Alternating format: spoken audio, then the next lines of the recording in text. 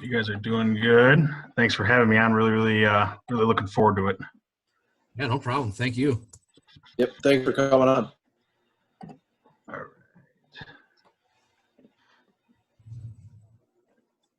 So this is just a PowerPoint. If anybody wants it, needs it, I'm going to talk a little bit about power and some drills that I worked on and believe in.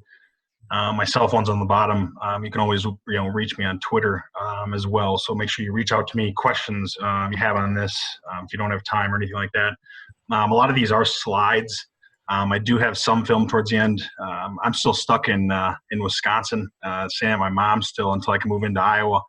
Like Coach Buddha said, it's a bad time to get hired, new job.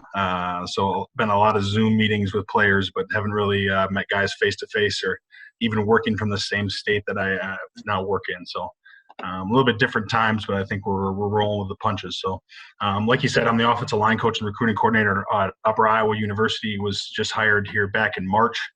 We're going to talk about power and some drills, technique, a little bit different from what Coach had talked about a little bit before. My background and who I am, I graduated in 2007 from Sun Prairie High School. I went on to play at Mankato for 4 years. Got my degree in law enforcement, so came back home, was a police officer for a few years and coached high school football and middle school football, and really just wanted to continue playing football, no matter how hard, way I could do it, and that's coaching. So the opportunity came for me to come back to college and be the offensive tackles coach with Coach Brashaner and Coach Prosser at Mankato, and been there the last 2 years and really had a blast. Losing 2 times in the last 2 years is really fun. Coming up a little bit short in the national championship, be able to see a lot of parts of the country has been pretty cool. So that's just who I am. I'm really happy with my new gig under Coach Hoskins and Coach Curran. So power over the last 2 years, we run it quite a bit at Mankato, and the film and stuff I'm going to show you is stuff from Mankato, just because that's what I know, that's what I've learned. That's what we've had the success doing, but a little bit more technical stuff on how we do stuff. But we ran a lot, as you see, and we're successful doing it. And I think that really comes down to, what is power? To us, it's just a gap down double. So if you really simplify what the rules are and what you want to do, you tell your old lineman, when push comes to shove, it's a gap down double scheme. Is there anybody in your gap? No. Well, let's work on double team. So I think once you guys can, teach your players that, it's really easy. But I think it also is a mentality of getting all the guys to really buy into what power is. And I think that's really important. I think it's the most important with the offensive line, with, having the offensive guards, the guys that are pulling. It's usually a fight in the huddle when a call comes in on which side it's going to be to. Because those guys, they want to be the puller. So, getting the offensive line, the tight ends, the quarterbacks, the running backs to really buy in. And, you maybe get a glare from running back when choice is tagged onto it because they don't want that choice. They just want to run power. So that really, I think, the mentality of power and what it is really important, I think. If you can do that for any scheme out there, I suppose, but power for us has been – you get guys to buy into what the scheme is. It really helps with the success. So, like I said, nobody in your gap. You've got a double team, especially at the point of attack. To us, it was really there's 2 parts to a double team. There's a drive part and there's a lift part. And you also want to make sure, I kind of want to just put this in, but don't get too smart on yourself. Run to your strengths. Find out who your best puller is, your best down blockers. Who's your best second tight end if you're going to go with 12 personnel, 13 personnel, that sort of stuff. So just really go into what your strengths are. But going back to what drive and lift is, what's the difference between the two on our double teams? So our lift guy is always going to be the inside guy. So he essentially, it's just like what the name is. He's going to be trying to lift the defender. And then our outside guy is going to be more selling out to the really destroying of the defender. So he's going to be the drive guy, and that just really matters where we're going to have the double team at. So here we have what's called a toga. It's a tackle guard combo for us. If it were a tackle and tight end like we have here, that would be a tough but like I was saying, it doesn't really matter what it is. It's just the inside guy is going to be the lift guy, outside guy is going to be the drive guy. Whether it's a tough or a toga. If for some reason on Oki, we'll talk about that. I got a little bit of stuff on Oki. If we do get 2 double teams and we have to go a guard center, we'll call that a cage double team. Technique for our drive guy. So our drive guy again is our guy that's really going to be the knockout guy. Our first step is going to be what's called a NASA step. So we call a NASA step a near side foot adjacent shoulder attack. So I want to take my foot that's nearest to their outside foot, and I want to attack that foot Nike check to Nike check. Now, it really works if Nike's your sponsor. If you're at college, I don't know what Under Armour's is. The Shield to Shield, we'll go with that. Adidas to Adidas, whatever you want to call it.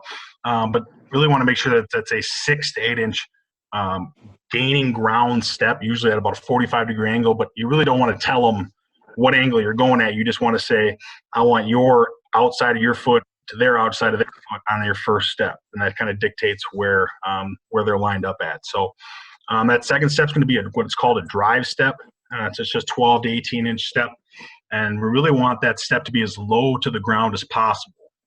So what we're trying to get to by the 3rd to 4th step is you see a lot of defenders, defensive line have the technique of like 1,000 steps. They want to have as many feet in the ground as possible, to kind of plug a hole. And I think the same philosophy comes when you can use that on the offensive line when we're trying to move a body, especially when we have a 2-on-1. So that 3rd step is knee to nuts. We're big on that with our inside zone and outside zone philosophies. So we try to use the same terminology when it comes to other plays, but just trying to take that 3rd step and get it into the inside of that groin as much as possible. And then, like I was talking about, taking those 1,000 steps and staying square. So you don't want to turn your butt to the hole.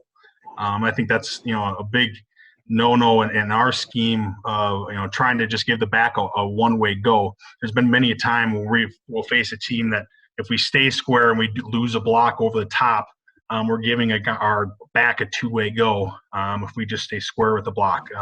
We always talk about trying to take blocks vertical as well. If you can take vertical rather than side to side is obviously those inches that you're going to gain on first contact. So trying to be as vertical as possible. And then what I want is have their inside hand of that outside number, and then the outside hand is working on that bicep. And you really want to work that hand up the bicep and almost underneath the pad. That's really one that you can really get away with. And what that really stops is them working over the top of that down block.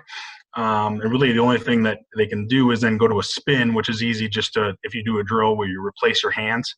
But really taking that outside hand to the bicep and working up on it has been really productive for us, making sure that they don't fight over the top of those blocks.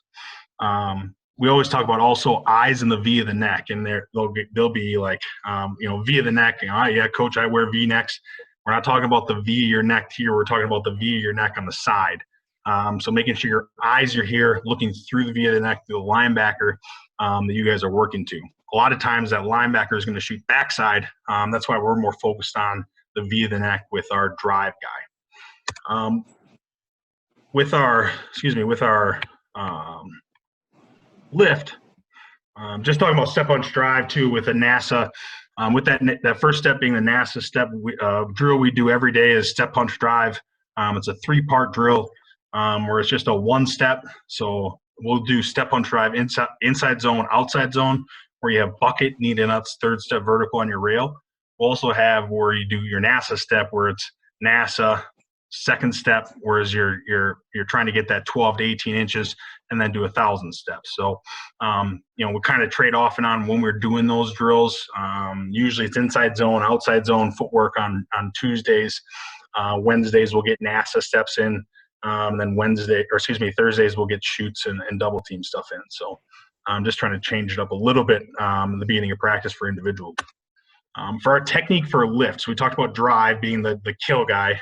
Lift, we want our inside step is a pickup put down. So the reason we do that, and I tell the guys when they're doing that pickup put down, you can lose a little bit of ground about 6 inches outside. What that really is doing is protecting your inside for anybody trying to cross face for movement, and being really heavy with that inside hand. But it's just a pickup, put down step. And then that 2nd step, you're trying to go knee to nuts the defender. And then again, getting to that 1,000 steps is you're mirroring your partner there, staying square and vertical. Outside hand on the inside number. You want to work underneath the shoulder pad and really try to be a lift guy, like the name says. Inside hand is free. This is a really big one. So that lift, when he's lifting on that inside hand, thumb up, elbow inside, we want that outside hand free. Therefore, when that backer shoots, we want that to keep him square so it doesn't close his body off. Usually when you're bringing your right hand across, it closes your shoulders, makes it a lot harder to climb to that linebacker. So keeping that offhand available to use in case the linebacker shoots.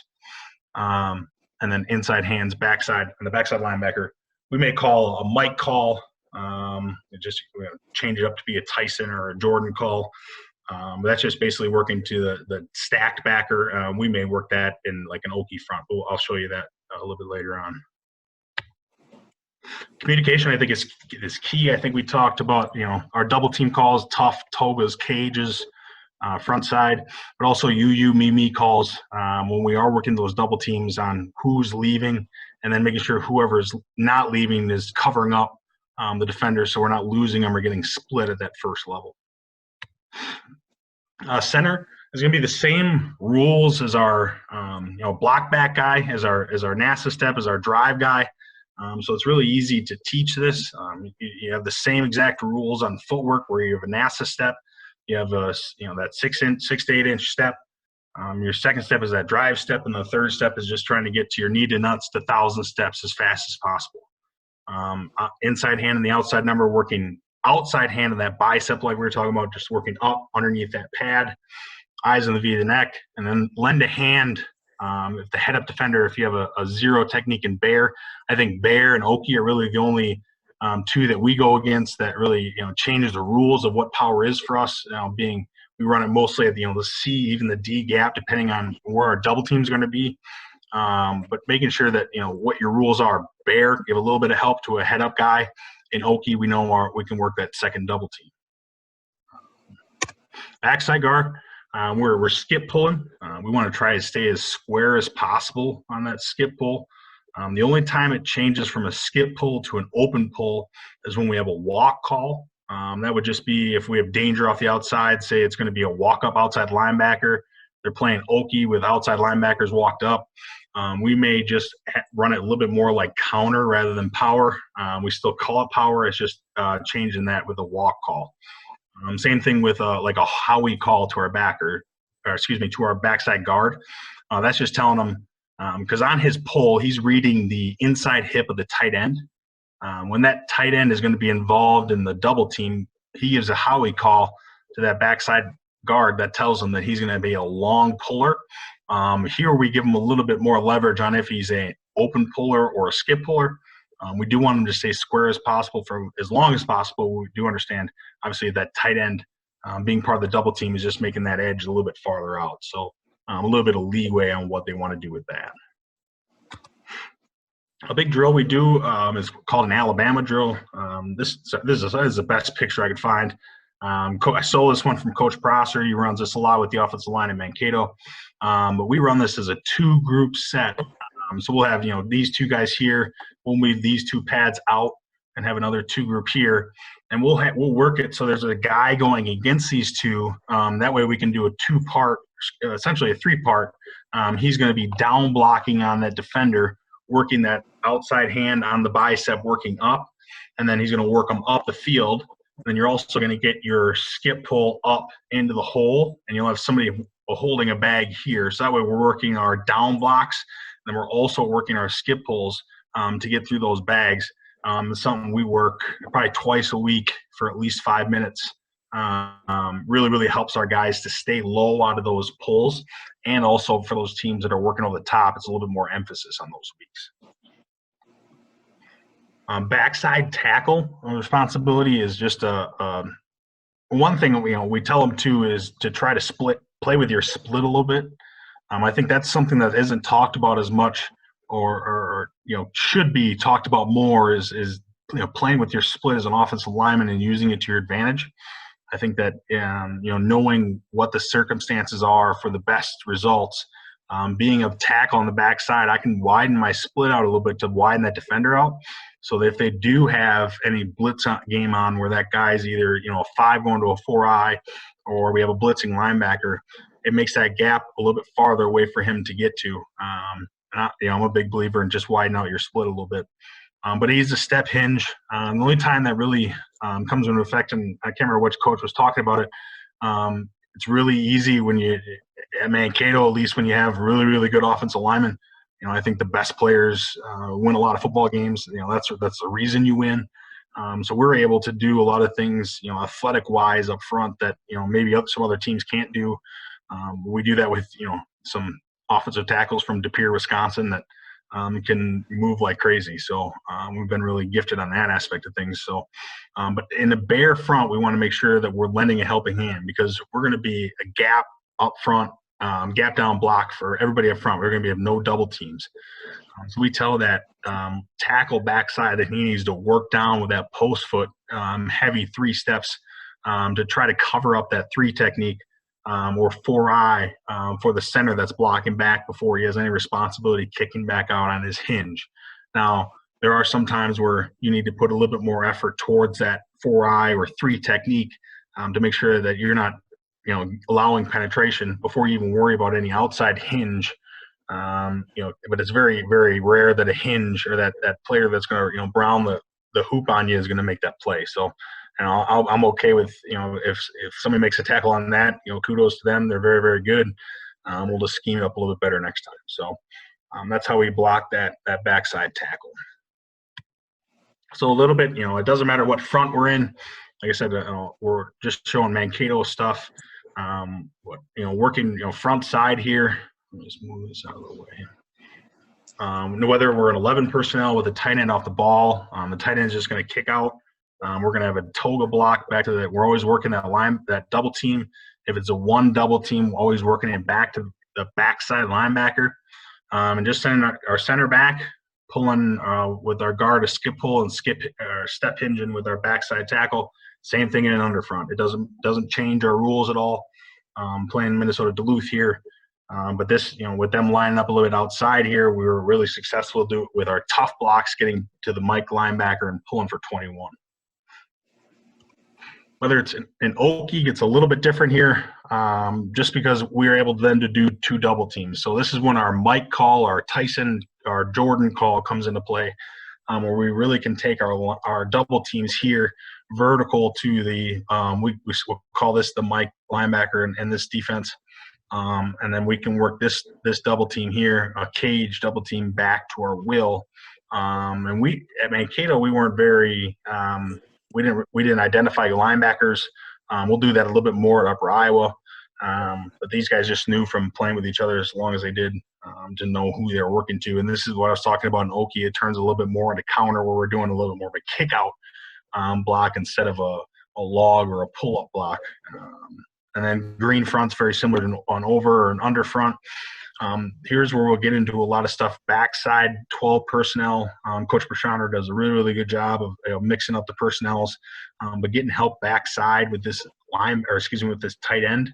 And it was really successful because not a lot of teams bring pressure back with 2 guys off the edge on us at least. So he's really, really reading this 33 and anybody walked up outside. If he's got 2 guys off the edge, he's going to stick backside. If he's only got 94 coming here, he's going to run and follow the pulling guard and just be a kick out or bonus player. Now, what he's doing is because Augie here is a crush team, an insert team, we wanted to read the safeties here. So his eyes were safety just because, we treated him more of a linebacker that week. But, showing you here on Bear, we were more against Sioux Falls. Reading linebackers that didn't have those inserts as much, but Bear, we don't have room to do double teams here, so it's just gap down for everybody.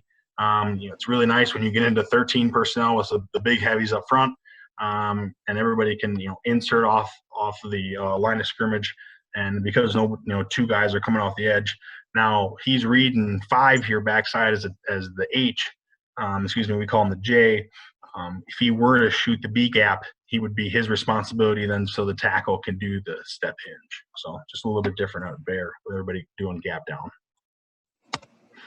Possible tags will run out of, like I talked about with choice. Choice is just having a choice route, having a really good wide receiver on the outside. It usually was a fade to us, a glaze route, glance route, or bubble scheme. We didn't run bubble too often. A lot of things too is just we didn't run with a fullback very often, but we would run out of 12 personnel tie and duo a lot. It's just being able to run with our quarterback. We were very fortunate to have two of them that we played, every other series, a little bit different, but we're successful doing it. So that it was nice to have two guys that could run the football and having backs that could run like fullbacks, with Nate Gunn and leading up into holes. So and Locke really talks to that tight end. We'll talk about that tight end really staying on the defensive end. If we have a team that moves a lot, we have a team that has like a 9 technique. We'll kind of treat it like a reach block, but he's locked on that no matter where he goes. Wrap will be more like an A-gap power, where we're telling that guard he's pulling a lot tighter. And then out's just telling the tight end that we're going to release that out. And we may do that where we'll read the C gap sometimes. So kind of like an arc, but just talking to the tight end there. So I do have a little bit of film. I do apologize. I'm in the middle, like I said, middle of Wisconsin. So the internet's not the best. But I kind of wanted to show this one first just because, first play of the game against Minnesota Duluth. We're a big power team. We're a big, shove it down your face. But if you're going to put this many guys in the box and put a cornerback that asks our offensive coordinator pregame if he was scared, one-on-one with an All-American is never going to work out very well for you, I think. So we just had 36 choice with a fade to an All-American for an 80-yard touchdown. So makes him look pretty. But really fortunate that he threw the ball because up front, as we'll show the tight, it wasn't blocked the best. But we talked about, they're going to take it tough all the way back to 49. And this really, his pull isn't tight. So we really need to talk about that pull being tight, hugging asses. But being a first play of the game was awesome. It was a good way to start. But that's just showing if you run power effectively, how many guys they're showing in the box. You can get one-on-one on the outside. I'll take our one-on-one all day long. So it was really, really successful. Also, talking about running with the quarterback, I just wanted to show that quick. Just because we didn't have a fullback, we were able to use that running back in there, and we hit more of a speed back here in the national championship game because our other back was hurt. But just being able to do everything we talked about, so everybody gapping it down, and not a very good job by our tight end there, but trying to be efficient on that aspect was worked really, really hard in practice. So sorry if the film's a little spotty, but what questions you have, like I said, if you have want the PowerPoint at all, have questions on that stuff, I'm always here to talk football. If you need stuff, I'm here to help. So being the recruiting coordinator, obviously we're still looking at some 2020 guys as well, mostly DBs, a few more of those left, and then we'll move on to 2021. We've been doing some recruiting on that aspect of things, so reaching out to some of your guys here, and we'll be doing that in the upcoming weeks. So really appreciate you guys letting me talk. Football, it's always fun, especially when you're summoned to your house. So really appreciate you guys. Yeah, no, thank you. I have one question. When you're talking about your drive guy, so we call that a harpoon combo out here at Menasha. Mm-hmm. We ran into the issue where our drive guy would be so focused on destroying that D end, and we couldn't even get up to our backers. Yep. And that has happened, especially with when we were running it to our left side. Our left tackle was more of a shoulder blocker than using his hands. But when that happens, it usually created such a mayhem that like I said in the beginning, we'd take that 4 to 5 yards for those couple times that he really blew it up. And that's it's coming also to having really, really good offensive tackle. So in the times that it kind of bit us in the butt, it was more of creating mayhem and a linebacker trying to climb over the top of that. But it didn't really kill us too much. But I know exactly what you're talking about. Otherwise, I don't think you have any questions. Thanks for coming on. We really appreciate it. Appreciate it, guys. Yep, thank you.